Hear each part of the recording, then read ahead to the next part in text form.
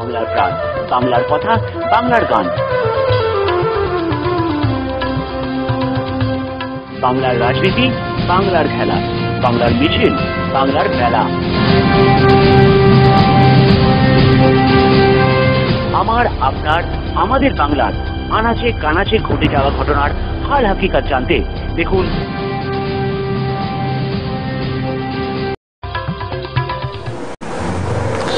শুভ সন্ধ্যা। আমি উত্তম ঘোষ। আমরা প্রতিদিনের মতন আজকে এই দর্পণ অনুষ্ঠানে আমরা শুধু দুর্গাপুর নিয়ে আজকে আলোচনা করব। দুর্গাপুরের সেকাল, দুর্গাপুরের একাল। দুর্গাপুর কি ছিল আর আজকে কোন অবস্থায় আছে আপনারা তো সবাই জানেন। শ্রমজীবী মানুষের বাস এই দুর্গাপুরে, শ্রমিক নগরী বলে পরিচিত এই শিল্পাঞ্চলে এক সময় আমরা দেখেছি উত্তাল আন্দোলন সংগঠিত হয়েছিল। এক সময় আবার সংস্কৃতি নগরী বলে দুর্গাপুরকে। এ নিয়ে আলোচনা করব। আপনারাও অংশগ্রহণ করবেন, ফোন করবেন এই নাম্বারে 8597153904 এই নাম্বারে ফোন করে আপনারা আপনাদের মতামত দেবেন। আপনারা যেখানেই থাকুন না কেন, ট্রামে, বাসে, ট্রেনে অথবা কলকাতা, দিল্লি, বোম্বেতে, সরাসরি আমাদের এই অনুষ্ঠান ইউটিউবের মধ্য দিয়ে আপনারা দেখতে পারবেন এবং সরাসরি ফোনও করতে পারবেন। আপনারা আপনাদের মতামত জানাবেন। আজকে আমাদের মধ্যে রয়েছেন সেরকমই একজন মানুষকে আমরা নিয়ে এসেছি এই মঞ্চে, সবারই পরিচিত মুখ এবং প্রত্যেকেরই শ্রদ্ধেয় মানুষ, রঞ্জিত গুহ মহাশয়। রঞ্জিত বাবু, এখানে আপনাকে স্বাগত জানাই, অভিনন্দন জানাই এখানে সময় দেওয়ার জন্য। আপনি তো দুর্গাপুরের একজন সেই সময়কার মানুষ, যে দুর্গাপুর ইতিহাস আপনারাই রচনা করেছিলেন। দুর্গাপুরের শ্রমিকদের এক জায়গায় করে সেই আন্দোলন সংগঠিত হয়েছিল, সেই বিষয়ে যদি আপনি কিছু বলেন তাহলে দুর্গাপুরের অজানা অনেক তথ্য আমরাও জানতে পারবো, আমরাও সমৃদ্ধ হব এবং যারা আমাদের দর্শক বন্ধু তারাও জানতে পারবে। উত্তম, দুর্গাপুরের এমনি যদি সাধারণভাবে দুর্গাপুরের ইতিহাস বলো না, শুনলে অবাক হবে এটাই যে দুর্গাপুরের ইতিহাস প্রাচীনতার দিক থেকে প্রায় মানে হরপ্পার সমকালীন। অনেক মানুষ হয়তো অবাকই হবে না আজকে দুর্গাপুর থেকে। একদম আমাদের এখনকার যে বীরভানপুর, সেই বীরভানপুরে প্রত্ন ওখানে খনন করার পর যে সমস্ত পাথরের বিভিন্ন অস্ত্র পাওয়া গেছে, সেগুলো যে বৈজ্ঞানিক পরীক্ষা অর্থাৎ কার্বন টেস্ট করে দেখা গেছে সেগুলো প্রায় হরপ্পার সমকালীন। দুর্গাপুরের ইতিহাস বুঝতে পারছো কত বছরের পুরনো। আমরা অনেকেই এই তথ্যগুলো জানতাম না। আমাদের দুর্গাপুরের খুব কাছেই পান্ডুবাজার ঢিবি, সেও বহু বছরের পুরনো। এবং দেবী চৌধুরী যেটা নিয়ে, দেবী চৌধুরীর কথাটা খুব ঐতিহাসিক তথ্য নয়, বিতর্ক আছে, কথা বলবো। কিন্তু ধরো জয়দেব কেন্দুলি দুর্গাপুরের পাশে, সেও কিন্তু অনেক পুরনো। দুর্গাপুরের খুব কাছেই গ্রাম হচ্ছে মারো, সেখানে চৈতন্য দেবের পার্ষদ সেখানে থাকতেন। একেবারে পুরোপুরি আমার কাছে নথি নেই, শোনা যায় চৈতন্যদেব এসেও ছিলেন। ধরো দুর্গাপুরের গায়ে লাগানো এই গ্রাম ধবনী, সেখানে নীলকণ্ঠবাবু ছিলেন কবিয়াল। তিনি রবীন্দ্রনাথের সঙ্গে, রবীন্দ্রনাথ তাকে চেনা জানা করতে, অর্থাৎ সেটা অনেক পুরনো।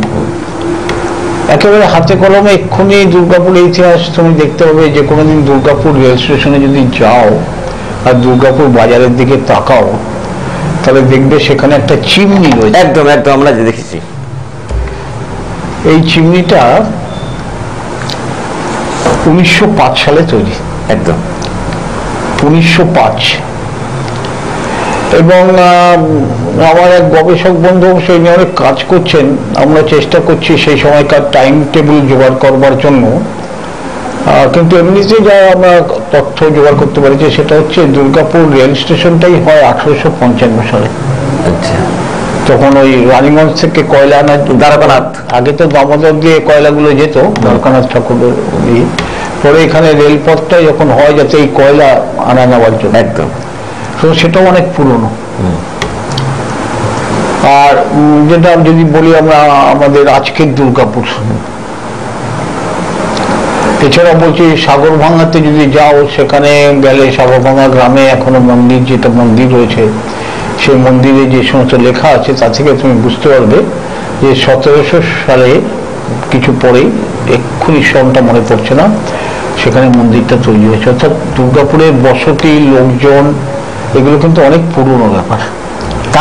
তারপরে আস্তে আস্তে শ্রমিক নগরীতে পরিণত হলো বলতে পারো 1955। এবং এখানে যে ইস্পাত কারখানা হবে এবং ইস্পাত কারখানার সঙ্গে অন্যান্য কারখানা হবে, যেটা শিল্প নগরী হয়ে গড়ে উঠবে, যেখানে শ্রমিকরা আসবেন, তার পরিকল্পনাগুলো তৈরি হলো। আর তার আগে পরিকল্পনা যেটা হয়েছিল সেটা হচ্ছে ডিভিসি। আচ্ছা, পার্লামেন্টের ডিভিসির দুটো কারণে, এক হচ্ছে যাতে বন্যা নিয়ন্ত্রণ করা যায়, দুই হচ্ছে সেচ ব্যবস্থাটা যাতে করা যায়। এবং এইটা তৈরি হয়েছিল বলেই দুর্গাপুর ইস্পাত কারখানা হতে সুবিধা হয়েছিল যে ওই যে প্রচুর জল দরকার হবে সেটাও এখান থেকে একদম সামনে কয়লা এবং জল।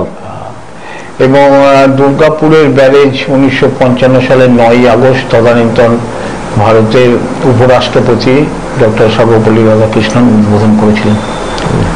যদি পুরোটা বলে, হ্যাঁ একদম একদম একদম।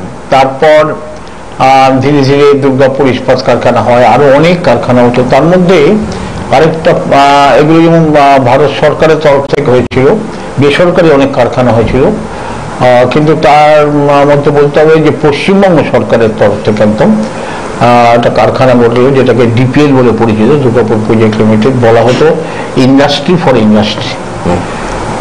এই ডিপিএল কারখানার উৎপাদনটা ছিল প্রথমত বিদ্যুৎ, যেটা অন্যান্য যে কারখানাগুলো হবে তাতে বিদ্যুৎ সরবরাহ একদম।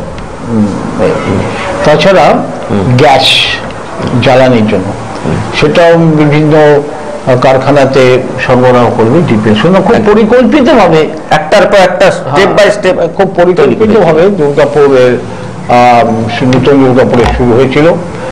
ধীরে ধীরে আমরা জানি অনেক কারখানা হয়েছে, এমএমসির মতো কারখানা হয়েছে, এখানে ফার্টিলাইজার কোম্পানির কারখানা হয়েছে, বহু বেসরকারি কারখানা এখানে হয়েছে নানাভাবে। এবং ইস্পাত কারখানা, ইস্পাত উদ্ভাবন পরে অ্যালয় স্টিলস প্লান্ট এখানে হয়েছিল, যে বিশেষ ইস্পাত তৈরি করা হয় একদম। আমরা তখন এরকম ভাবে বলতে পারি কিসের কারখানা ছিল না, মানে অন্যভাবে আমরা বলতে পারি, যদিও প্রধানত আমরা এই জায়গাটাতে হেভি ইন্ডাস্ট্রিজের দিকটা আমাদের দুর্গাপুর ছিল। পরে এটা যদি খেয়াল করে থাকো, জামশেদপুর টাটা কারখানা হেভি ইন্ডাস্ট্রিজ, তারপরে পাশে আদিত্য একটা ফোন নিনি। হ্যাঁ হ্যাঁ হ্যাঁ, শুভ সন্ধ্যা, কে রয়েছেন? শুভ সন্ধ্যা, দুর্গাপুর থেকে বলছি। হ্যাঁ, আজকে যে বিষয়টা নিয়ে আলোচনা করতে দুর্গাপুর, এটা আমাদের একটা স্বপ্নের শহর। আমরা এই শহরে জন্মেছি, এই শহরে বড় হয়েছি, এই শহরের সঙ্গে আমাদের নারীটা কিছু ইতিহাস রয়েছিলেন, শুনতে খুব ভালো লাগছিল। আমরা হয়তো অত পুরোনো ইতিহাস আমরা সত্যি জানি না, অনেক কিছু আমরা জানি না, যা দুর্গাপুর বাসী হিসেবে জানা উচিত। আর সেটা ইতিহাস আমি ঠিক না, কিন্তু আমি ইতিহাস বলছি দুর্গাপুর স্টিল প্ল্যান্টের কিছু মূল্যের ভাব, যেগুলো আমরা খুব মিস করি এখন। আমরা যখন ছোট ছিলাম, ওদের বাবারা ওই গাছগুলোতে করে ডিউটি যেতেন এবং ফিরতেন সারা দিন, রাত, সারা রাত না, মানে নাইটের মানুষ গাছগুলো, সেই গাছগুলো রাতটা চলতো খুব ভালো করতে। আমরা বাবারা দাঁড়িয়ে থাকতাম ওই গাছে করে। এখন আর ওই গাছগুলো আমরা দেখতে পাই না, ওই গাছগুলোকে আমরা মিস করি। ওই গাছগুলো কিন্তু একটা ইতিহাস। আর দুর্গাপুরের আরো কিছু বদলেছে, অনেক কিছু বদলেছে। আমরা ছোটবেলা পড়তে যেতাম, ঘুরে ঘুরে একা যেতাম, চিন্তা করতেন, ছিল না, জানাবার কোনো উপায় ছিল না, কিন্তু তারা কখনো চিন্তা করতো না। এখন কিন্তু আমরা ভয় পাই অঞ্চলের মধ্যে বিশেষ করে মেয়েদেরকে সাথে একটা ছোট হলেও তাদের সাথে আমাদেরকে বাধ্য ইনস্টিটিউটে যাওয়ার সময় আমাদের মোবাইলটা দিয়ে দিতে হয়, কারণ তার ঠিক মতো পৌঁছলে দুর্গাপুর পরিবর্তন করে। তার সাথে সাথে দুর্গাপুরের কারখানা, অনেক কারখানা বন্ধ হয়ে গেছে। দুর্গাপুর একটা ইন্ডাস্ট্রিয়াল ছিল, প্রচুর কারখানা ছিল, অনেক মানুষের রুজি রোজগার ছিল। সেই কারখানা অনেক বন্ধ হয়ে অনেক মানুষ বেকার চিন্তাটাও হচ্ছে। দুর্গাপুর এখন অনেক, এটা খুব দুঃখের জায়গা। আমরা কি আবার আগে দুর্গাপুর ফিরে যেতে পারি না? রঞ্জিতটা, হ্যাঁ, রঞ্জিতদার কাছে বড় প্রশ্ন রেখে গেলেন ব্যবসা বন্ধু। উনি বললেন হ্যাঁ নীলবাস তো নিশ্চয়ই একটা নস্টালজি। না, আমার কাছে তো বটেই। 3 শিফটের সকালে জেনারেল শিফট, তারপরে বি শিফটে ওই 1টা বাস চারটো কারখানা যাওয়া, আবার নাইট শিফটে আবার বি শিফটের লোকদের রাত্রি 10টার পরে 10:30 নাগাদ এসে তারা আসতেন। এই সুযোগটা ছিল নিঃসন্দেহ। এখন হচ্ছে কি, সময়ের সঙ্গে সঙ্গে না অনেক কিছু বদলে যায়। মন খারাপ হয়, আমার মতো বয়সের লোকের তো একটু বেশি মন খারাপ হওয়ার কথা যে আগেকার সেই দিন নেই। আমি একটা সাধারণভাবে বলতে চাইছি, আমি যিনি ফোন করেছেন তার সঙ্গে আমি অনেক ব্যাপারে একমত, তবুও আমি বলি, সাধারণভাবে বলি, আগে সব ভালো ছিল আর এখন সব ভালো নয়, এটা কিন্তু একদম বুড়ো হয়ে যাবার লক্ষণ। সময়ের সঙ্গে সঙ্গে অনেক কিছু পাল্টে যাবে, মেনে নিতে হবে। মানে কি, দেখো, প্রথমত সবচেয়ে বড় কথা যেটা প্রযুক্তিগত যে বদল, তা আমাদের সামাজিক জীবন, রাজনৈতিক জীবন, আমাদের দৈনন্দিন যে যাপন, সেটা অনেক বদলে দেয়। আমাদের অনেক কিছু প্রযুক্তির কি বলবে এটাকে, যে নতুন নতুন প্রযুক্তির আবিষ্কার তৈরি হয়, তার থেকে অনেক কিছু আমাদের পাল্টে দেয়। এটা ঠিক যে তোমাকে শুরুতে বলছিলাম যে দুর্গাপুরে আমাদের প্রাথমিক ঝোঁকটা ছিল হেভি ইন্ডাস্ট্রিজ, তারপরে অবশ্য অ্যান্সিলারি হিসাবে আমি জামশেদপুরের কথা বলছিলাম, এখানে ছোট ছোট কিছু, মানে দুর্গাপুর স্টিল প্ল্যান্টের প্রয়োজনে লাগে এইরকম কিছু কিছু জিনিস পণ্য উৎপাদনের জন্য ছোট ছোট কারখানা অনেক তৈরি হচ্ছিল। তাছাড়া সাধারণভাবে বড় বড় কারখানা দেখানো হয়েছে, যেমন খনিতে মেশিনারিজ যেগুলো, সেগুলো দেওয়ার জন্য এমএমসি হয়েছিল। ডিপিএল এর কথা তোমাকে বললাম, এখানে ফার্টিলাইজার কোম্পানি ছিল। এখন এগুলো অনেকগুলো খুব একটা বড় ভালো মানে ব্যাপার ছিল, গর্ব করার বলার মতো। যেখানে কাচ, দূরবীনের কাচ, চশমার কাচও হতো, এবং ডিফেন্স লাগে এরকম কিছু তৈরি করা হতো। যদিও আসানসোলে খুব বড় কাচ ফ্যাক্টরি ছিল পিকলিংটন, কিন্তু এখানকার যেটা বিওজিএল করা হয়েছিল সেই গ্লাস ফ্যাক্টরি কিন্তু আলাদা রকমের কাজ করতো। এগুলো সব সরকারি কারখানা ছিল। এখন হয় কি, প্রথমত সরকারের কিছু কিছু আর্থিক নীতি ওপরে এই ধরনের উদ্যোগগুলো নির্ভর করে। একদম প্রাথমিকভাবে দুটো ব্যাপার ছিল সেই সময় সদ্য স্বাধীন দেশের কাছে, যে এক, যে আমাদের যে প্রয়োজনীয় জিনিসপত্র সেগুলো আমরা দেশেই তৈরি করব, আমাদের যেগুলো হবে সেটা ইস্পাতি হোক বা অন্য কোনো কিছু হোক। আর দুই, আমাদের চাকরির সুযোগ দিতে হবে, যাতে আমাদের লোকেরা কাজ করে খেটে তার উপার্জন জীবিকাটা নির্বাহ করতে পারে। যেখান থেকে শুরু করেছিলাম, আপনি মাঝখানে একটা খুব ভালো প্রশ্ন বলছিলাম, তৎকালীন মুখ্যমন্ত্রী হাত ধরে দুর্গাপুর ইস্পাত কারখানা সময় আসলে কেন্দ্রীয় স্তরে পার্লামেন্টেই নীতিগতভাবে ঠিক হয়েছিল। বলে রাখি, সেই সময় শিল্পমন্ত্রী ছিলেন, প্রথম শিল্পমন্ত্রী বলতে পারো, শ্যামাপ্রসাদ মুখার্জি, দিলেন বাংলারই মানুষ একদম। তিনি এই দুটো ব্যাপারে কিন্তু প্রাথমিক দিয়েছিলেন, যদিও পরবর্তী ক্ষেত্রে বা 52 সালের নির্বাচনের পর তিনি সেই সরকারে ছিলেন না, কিন্তু প্রথম নেহরু সরকারে তিনি ছিলেন। এবং সেই সময় পার্লামেন্টে যেটা পাস হয়েছিল সেটা একটা হচ্ছে ডিভিসির ব্যাপারে, এটা খুব প্রয়োজনীয়, শিল্পমন্ত্রী হিসেবে শ্যামাপ্রসাদ বাবু করেছিলেন। আর হচ্ছে এই ভারী উদ্যোগ এটা নেওয়া। পরবর্তী ক্ষেত্রে মানে আমাদের ডক্টর বিধানচন্দ্র এখন এই যে ইস্পাত কারখানাগুলো কোথায় কোথায় হবে, একটা তদানীন্তন মধ্যপ্রদেশ একটা করা হলো ভিলাই, উড়িষ্যায় হচ্ছে আমাদের রাউরকেলা, এবং বিহার যেহেতু খনি সমৃদ্ধ অঞ্চল, টাটা ইতিমধ্যেই ভারী শিল্প করেছে এবং মনে রাখতে হবে যে একটা ভারী শিল্প করার পিছনে যে সমস্ত জরুরি ব্যাপারগুলো দরকার হয়, অর্থাৎ জল, যোগাযোগ ব্যবস্থা, শ্রমিক বা অন্যান্য কিছু কিছু ব্যাপার আছে, যাতায়াত ইত্যাদির জন্য, সেদিক থেকে এর জন্য জায়গা পছন্দ করতে হয়। যে সমস্ত কাঁচা মাল আসবে, সেটা কয়লা হোক, লৌহ খনি হোক, এগুলো কাছাকাছি আছে কিনা, ডলোমাইট লাগে, অন্যান্য অনেক কিছু যা লাগে কাছাকাছি পাওয়া যাবে কিনা, এইগুলো নিয়ে চিন্তা করে এই ধরনের ইস্পাত কারখানা করা হয়। সেদিক থেকে বিহারের একটা খুব বড় জোরদার দাবি ছিল যে সরকারি যে তৃতীয় ইস্পাত কারখানা সেটা বিহারে হোক।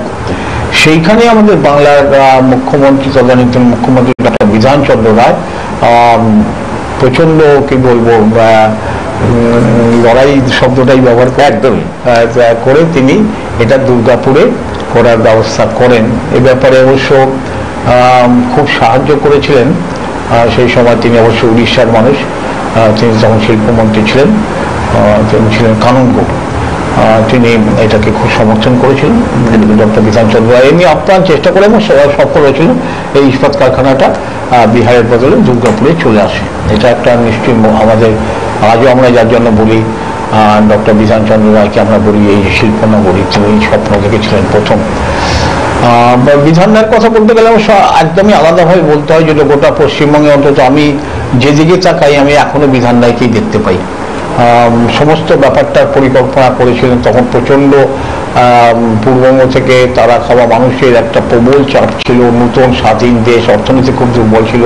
তা সত্ত্বেও বিধানচন্দ্র রায় অত্যন্ত পরিকল্পনা করে বাস্তবায়িত করেছিলেন অনেক, যার ফলভোগ আমরা আজকে প্রজন্মের পর তৃতীয় প্রজন্ম আমরা উপকৃত হচ্ছি। বিধানরা কোনো সন্দেহ নেই সেটাও করেছে, এই উদ্যোগটা নিয়েছিলেন, আমাদের ইস্পাত কারখানা হয়েছিল।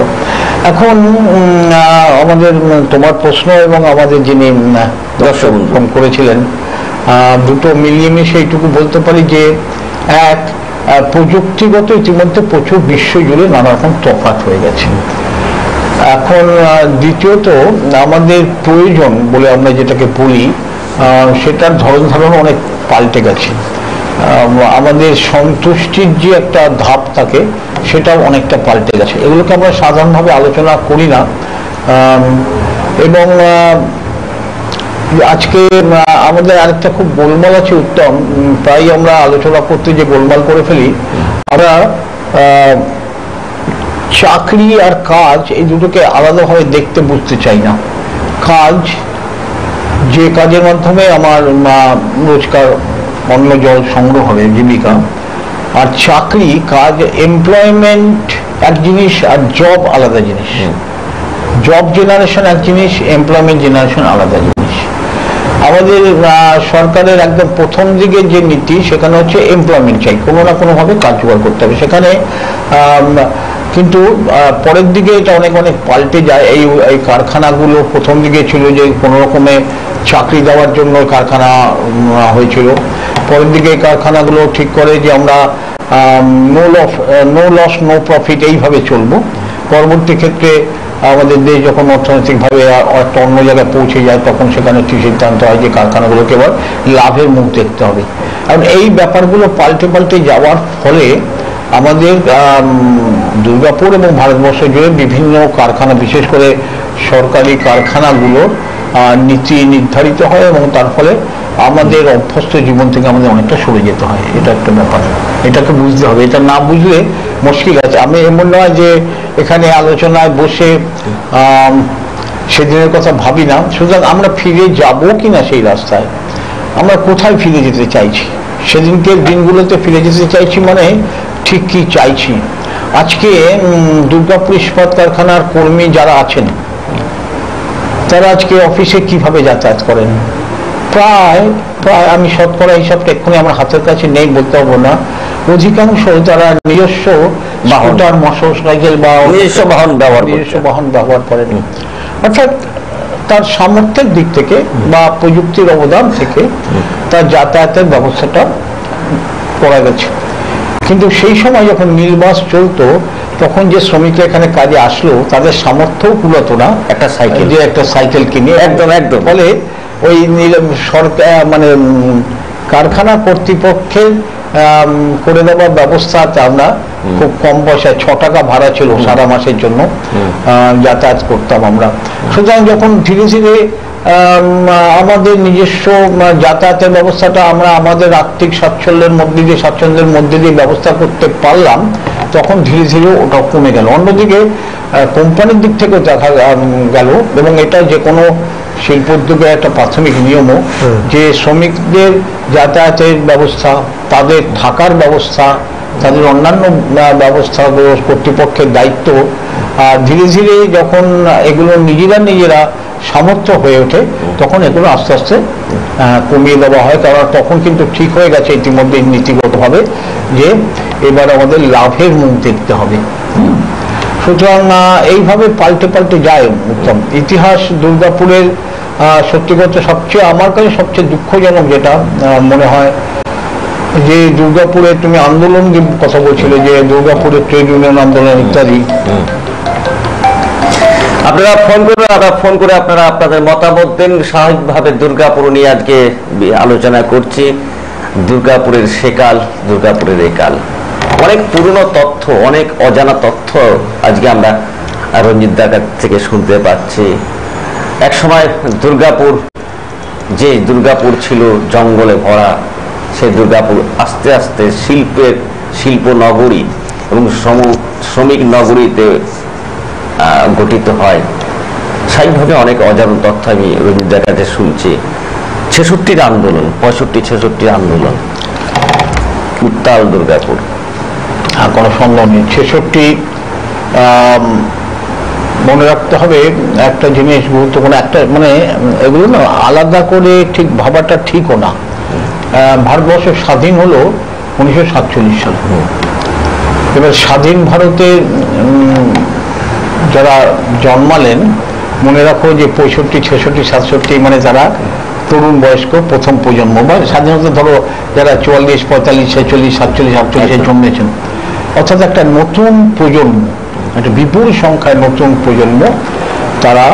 এবং তাদের মধ্যে ভারতবর্ষ জুড়ে, শুধু পশ্চিমবঙ্গ বা দুর্গাপুর নয়, তাদের মধ্যে একটা প্রবল কংগ্রেস বিরোধিতা, বা আমি বলবো যে এস্টাবলিশমেন্ট বিরোধিতা তাদের মধ্যে, তাদের না পাওয়ার যন্ত্রণা।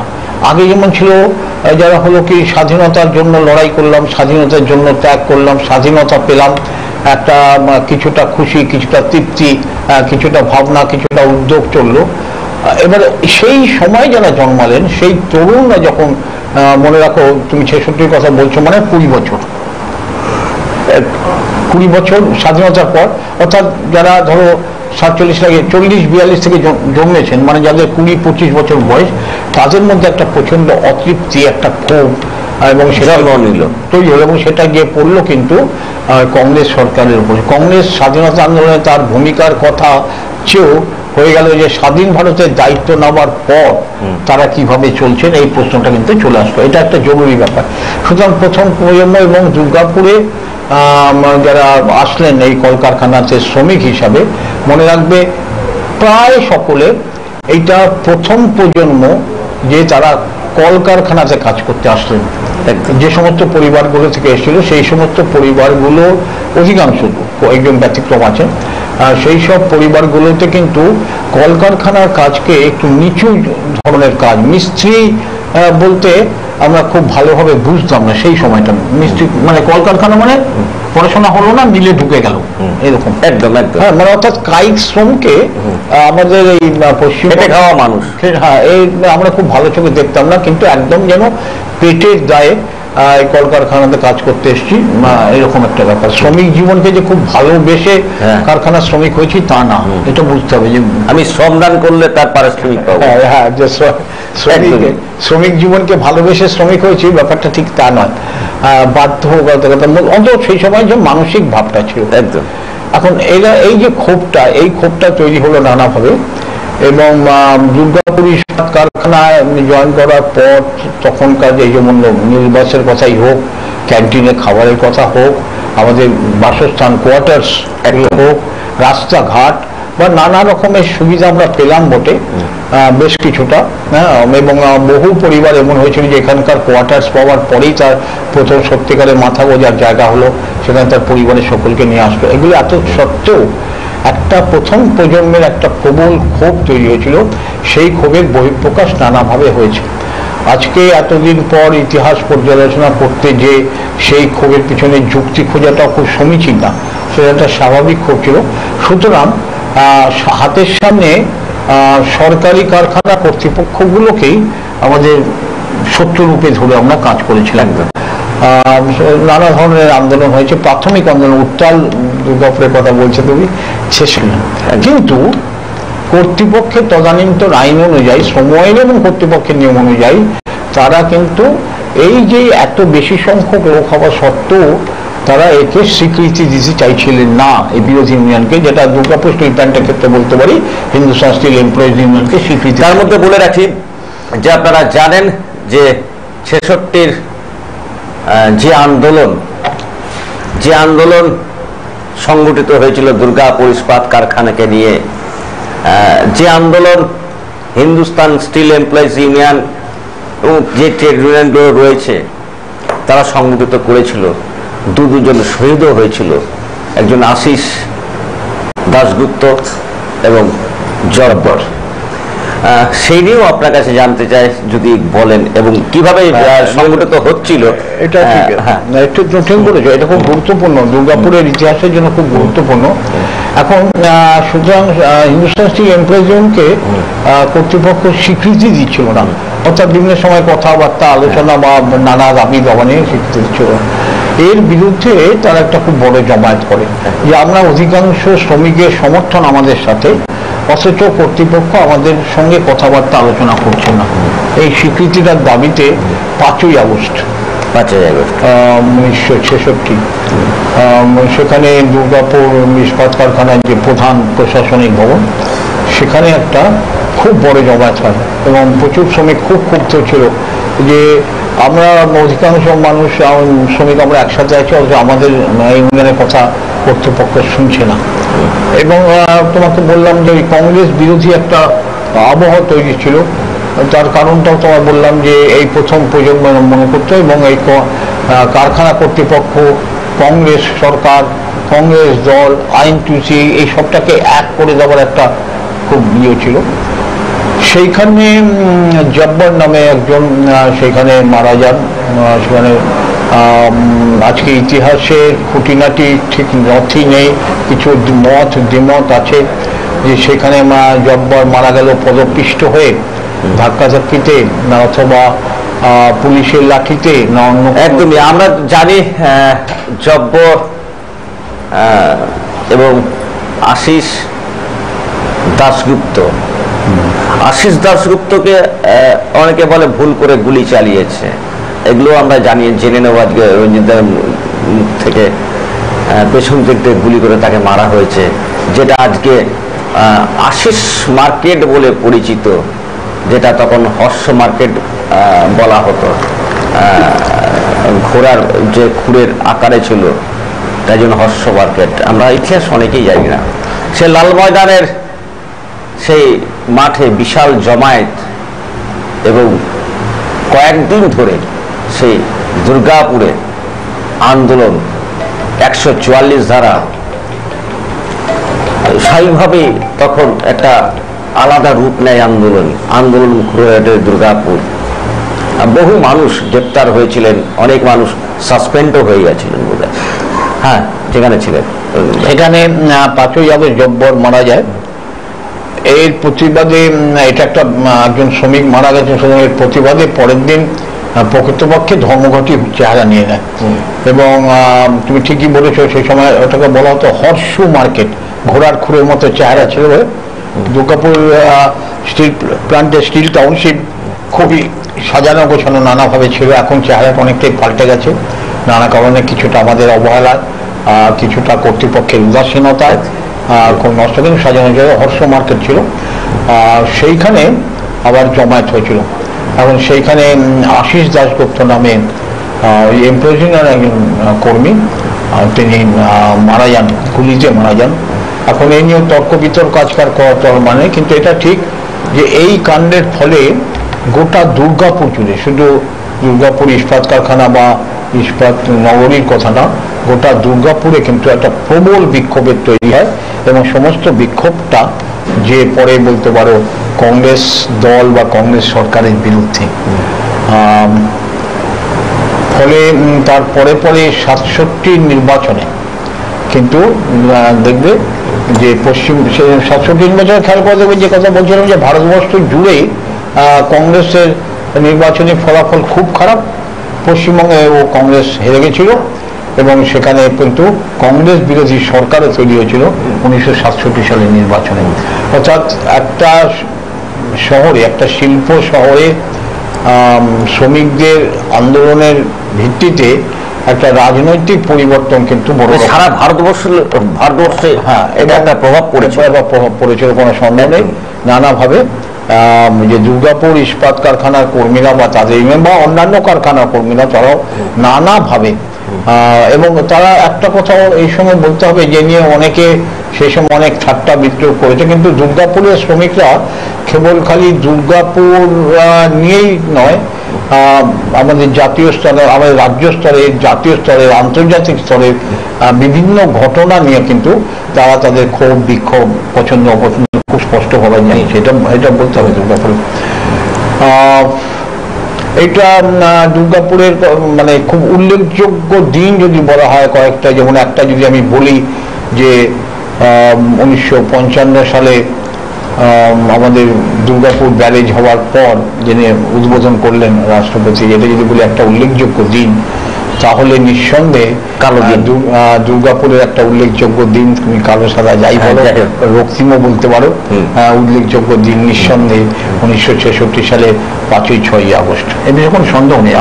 আমি অন্তত দুর্গাপুরের ইতিহাসবিদ যারা আছেন তারা করবেন, কিন্তু যেটা বলতে সবচেয়ে দুর্ভাগ্য যেটা উত্তম, তুমি আজকে আমার কাছে জানতে চাইছো, আমি আমার স্মৃতি থেকে বলছি। আমি একটু থামাচ্ছি, একজন দর্শক বন্ধু রয়েছে, একটু ফোনটা নিয়ে নিই। শুভ সন্ধ্যা, কে রয়েছেন? হ্যাঁ, হ্যালো হ্যালো হ্যালো, হ্যাঁ বলুন। রঞ্জিত দাকে শুভ সন্ধ্যা। নমস্কার। আজকে কিন্তু হ্যালো ইন্ডিয়া চ্যানেলকে স্যালুট জানাবো যে রঞ্জিত দার মতন লোককে নিমন্ত্রণ করে ডেকে আনা হয়েছে। কারণ হচ্ছে রঞ্জিত দার মতন স্পষ্টবাদী এবং সঠিক কথা বিশ্লেষণ করে বোঝানোর মধ্যে খুব কম আছে। একটা জিনিস আমি কর্তৃপক্ষকে বলবো, আপনাদের ছবি কিন্তু স্পষ্ট আসে না, বা স্পষ্ট মানে আস্থা আরো ডেভেলপ, এত আধুনিক যুগ, একটু পরিষ্কার মুখ যদি দেখা যায় অন্য অন্য চ্যানেলের মতন, তাহলে আরো ভালো লাগবে, লোকে হৃদয় থেকে হ্যালো ইন্ডিয়াকে ভালোবাসবে।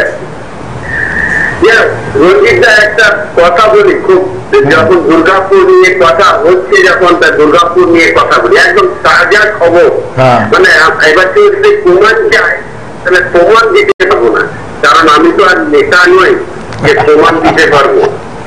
হচ্ছে ব্যানার্জি রোডের মধ্যে কদিন আগে মাইকিং করে এডিডিএস থেকে হোক, এডিডিএস না কমিশনার থেকে হোক, মাইকিং করা হচ্ছে যে ফুটপাতে কেউ গাড়ি ঘোড়া রাখবেন না, ফুটপাত হকার বলবেন না। গত 7 তারিখে ডেট ছিল যে 7 তারিখের পরে প্রশাসনিক পদক্ষেপ নেওয়া হবে, এই মাইকিং করা হয়েছে। এই প্রশাসনিক পদক্ষেপ কিন্তু আজকে 19 তারিখ হয়ে গেল, এখন কিছু পাওয়া যাচ্ছে না। তার মধ্যে আজকে একটা খবর শুনতে পেলাম যে ফুটপাতে যে হকাররা রয়েছে, যেখানে মানুষ হাঁটবে, ওই হকারদের নাকি লাইসেন্স দেওয়া হচ্ছে ডিএমসি থেকে। এই লাইসেন্স দিলে কি হবে, মানে ওই ফুটপাতটা মানে পার্মানেন্ট হয়ে গেল একদম। তাহলে একজন কমিশনার বলছেন যে ফুটপাতে কেউ হকার বসবেন না, আইনগত পদক্ষেপ নেওয়া হবে। আবার আরেক প্রশাসন বলছে ডিএমসি থেকে ওদের লাইসেন্স দেওয়া হচ্ছে। এই জিনিসটা কি হচ্ছে এটা বিশ্লেষণ করে আপনি বোঝান রঞ্জিত দাকে। ধন্যবাদ। ধন্যবাদ জানাই আপনাকে আমাদের যে ত্রুটি আছে সেটা ধরিয়ে দেওয়ার জন্য। অবশ্যই আপনারা তো আমাদের মধ্যে রয়েছেন, আপনারা তো বলবেন যে আমাদের কোথাও ত্রুটি থাকলে অবশ্যই জানিয়েছেন এবং বলেছেন, সেটা অবশ্যই শুধরে নেওয়ার চেষ্টা করব। ধন্যবাদ। এক নম্বর হচ্ছে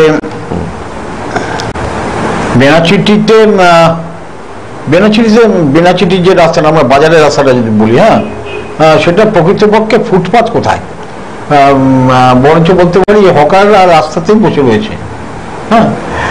আমাদের যেগুলো আমরা ক্যাপটিভ কলোনি বলি, মানে ধরা যাক দুর্গাপুর স্টিল প্ল্যান্টের যে আমাদের স্টিল টাউনশিপ বা এমএমসি টাউনশিপ বা ডিপিএল টাউনশিপ, এবিএল টাউনশিপ ইত্যাদি যেগুলো ক্যাপটিভ টাউনশিপ আছে, সেখানকার রাস্তাগুলো এমনভাবে তৈরি করা আছে সেখানে সেই হিসাবে ফুটপাতের প্রয়োজনও নেই এবং গাড়ি ঘোড়ার সংখ্যা এখনও, আমি বলছি রাস্তাঘাটের অবস্থা খুব ভালো নয় যদি অনেক জায়গাতেই, তবু এখনও যে রাস্তা তৈরি করা হয়েছিল 50 বছর 60 বছর আগে, তা এখনও হাঁটা যায়। কিন্তু এর বাইরে ক্যাপটিভ টাউনশিপগুলোর বাইরে যে রাস্তাগুলো, তার ফুটপাত মাত্র কয়েকটা জায়গাতেই তৈরি করা হয়েছিল, সেই ফুটপাতগুলো দখল হয়ে গেছে। আমি ঠিক বেনাচিটিতে ফুটপাত কি জানি কি প্রচার করেছে সরকারি তরফ থেকে আমি বুঝতে পারছি না, কিন্তু হকারদের ব্যাপারটা হচ্ছে এই দ্বিচারিতাতে আমরা দীর্ঘকাল ধরে ভুগছি। আমরা হকার বলে একটা সহানুভূতি আনার চেষ্টা করে, ওরা করে খাচ্ছে, ব্যবসা করে খাচ্ছে, দুটো পয়সা করছে ইত্যাদি বলি, কিন্তু একটা শহরের যদি সাধারণ নিয়মগুলো না মানা হয়, ক্রমশই প্রথমে এমনি বলে। একজন দর্শক বন্ধু রয়েছে, ফোনটা ধরে নি। শুভ সন্ধ্যা, কে রয়েছেন? রঞ্জিতদা, আপনাকে অনুসরণ করেছি বেনাচিটি রাস্তার পাশে, কিন্তু কম করে 5 ফুট আপনার খালি জায়গা আছে। বুঝেছি আমি। 5 ফুটের পরে কম করে 4 ফুটের মধ্যে ড্রেন আছে, এটাকে ফুটপাত বলা হবে। ড্রেনের এপারে কেউ দোকান করতে পারবে না এবং ড্রেনের এপারে কেউ পার্মানেন্ট দোকানদাররা লম্বা লম্বা বালতি কোদাল কত কিছু জামা কাপড় চুড়িদার টাঙিয়ে রাখবে না, এটা ফাঁকা থাকার কথা। এটাই অ্যানাউন্স হয়েছিল গত 1-2 তারিখ নাগাদ, 7 তারিখ লাস্ট দেখছি। আজকে আমি বলতে চাইছি, যারা সেই ফুটপাতে বসে থাকে, মানে মানুষের যেটা হাঁটার জায়গা, সেই জায়গাটা লাইসেন্স দেওয়া আছে, মানে পার্মানেন্ট তারা অধিকার প্রাপ্য, মানে যে কোনো দোকানের সামনে যারা বসে আছে সেই দোকানটা উঠতে যায়, ফুটপাতটা খুব দরকার, লাইসেন্স দেওয়া হচ্ছে। সেই লাইসেন্স দেওয়ার কারণটা কি? 2019-এ একদম পার্মানেন্ট ভোটটা তৈরি করার জন্য কি? একটু আপনি ভালো করে বোঝাবেন। না ঠিকই, অনেকেই দোকান থেকে, যে দুপাশে দোকান তো, তারপরে জায়গা আছে, ড্রেন আছে, মানে আমরা দেখেছিলাম বেনাচিটি এবং বেনাচিটিতে যতটা পারছে যে রাস্তাটা জায়গাটা তৈরি করার সময় খুব সমস্যা হয়েছিল, বিরক্তি দোকানদারদের সঙ্গে যাবো, কিন্তু এটা ঠিক কথা। আর একটা জরুরি প্রশ্ন বলেছে, এবং আমাকে যদি এক্ষুনি বলা হয় না যে দুর্গাপুরে কলকারখানা, আমাদের প্রথম একজন দর্শক তিনিও বললেন ইত্যাদি, বেকার সমস্যা নানা রকম সব জেনেও বলছি যে দুর্গাপুরে ভীষণ রকম ক্ষতি হয়ে যাচ্ছে, যেটাকে আমরা বলি এনক্রোচমেন্ট, এই জায়গা দখল করে, এবং এদের একটা সহানুভূতি কুড়ায়। তবে একথা জানি না প্রকাশ্যে বলা ঠিক হবে কিনা, কিন্তু আমি যেটা বলছি, আসলে এই হকার নিয়ে আমাদের দ্বিচারিতার শেষ নেই। আমরা এখন, আমার মনে হয় যেটা, যে মিউনিসিপ্যালিটি না, রঞ্জিত দা, যেহেতু আজকে প্রসঙ্গটা চলে আসে, এই হকার নিয়ে সেকালেও ছিল, একালেও আছে, অস্বীকার না, তারা দ্বিচারিতা। দেখো, হকাররা সবসময় তোলা দিয়ে থাকে, পুলিশকে তোলা দেয়, রাজনৈতিক দলকে তোলা দেয়, পেটটাও তো চালাতে হবে, এটাও তো পেটটা চালানো বলতে এইটা হচ্ছে একটা খুব বড় ব্যাপার। যাই হোক, আমি এটা যেখানে ছিলেন, কিন্তু আমাদের সময় প্রায় শেষের দিকে, তো দুর্গাপুরে সেদিক থেকে নিশ্চয়ই খুব গুরুত্বপূর্ণ দিন হচ্ছে 1966 সালের 1966 5 এবং 6 আগস্ট, নিঃসন্দেহে অত্যন্ত গুরুত্বপূর্ণ দিন। এবং দুর্গাপুর তারপর থেকে নানা ধরনের আন্দোলন যেটা প্রায় ছড়িয়ে পড়েছিল, আমি তো বলবো দুর্গাপুর ছাড়িয়ে চারপাশে যে জেলাগুলোতে ভীষণভাবে, ধরো বাঁকুড়া, বীরভূম, পুরুলিয়া, এইসব জেলাগুলোতেও এই দুর্গাপুরের আন্দোলন, এবং এই আন্দোলনটা ক্রমশ যা দাঁড়িয়ে আমার যেটা মনে হচ্ছে, তোমার দুর্ভাগ্যের কথাটা বলে নিই, তবে আমি মতামতটা দিয়ে শেষ করছি। আমার দুর্ভাগ্য হচ্ছে যে দুর্গাপুরে ট্রেড ইউনিয়ন ক্ষেত্রে যে সমস্ত আন্দোলন সংগঠিত হয়েছে, যে সমস্ত দাবি দাওয়া পেশ করা হয়েছে, তার কোনো নথিপত্র কোথাও ঠিকমতো রাখা নেই। এবং এই কাজটা আজকে আমার কাছে খুব কয়েকদিন মাত্র আগে বর্ধমান বিশ্ববিদ্যালয়ের একটি মেয়ে এসেছিল যে সে দুর্গাপুরের ট্রেড ইউনিয়নে কাজ করতে চায়।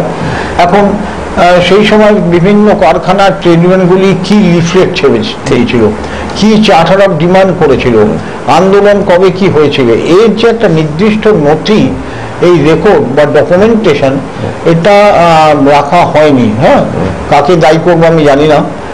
সুতরাং এখনো যারা সেই সময়কার মানুষরা রয়েছেন, তাদের স্মৃতিতে যেটুকু আছে সেটুকু এর মধ্যে দিয়ে রেখে যেতে হবে, তাছাড়া কোনো উপায়ও নেই। এটা আমাদের দুর্ভাগ্য যে 1966 সালে, 67, 68, 69, 70 সালের একটা ট্রেড ইউনিয়ন কি লিফলেট লিখছে, কি মানুষকে জানাতে, এগুলো আমাদের কাছে করা উচিত, কি চার্টার, সেটা আমাদের একটা দুর্ভাগ্য। দুর্গাপুরের ইতিহাস তৈরি রচনার ক্ষেত্রে আমরা এই ডকুমেন্টেশনটা যে কোনো কারণে হয়তো কারো কাছে ব্যক্তিগতভাবে কিছু থাকতে পারে, কিন্তু বেশিরভাগই নেই এই ডকুমেন্টেশন। লেবার কমিশনের কি আসতো দাবি, কোন হয়েছে ঠিক, এগুলো যাই হোক।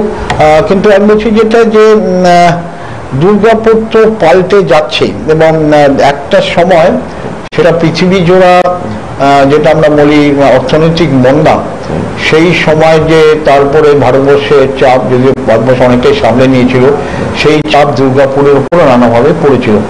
দুর্গাপুরে উৎপাদিত যে সমস্ত হতো বিভিন্ন কলকারখানার, সেগুলোর চাহিদা খুব কমে গেছিল।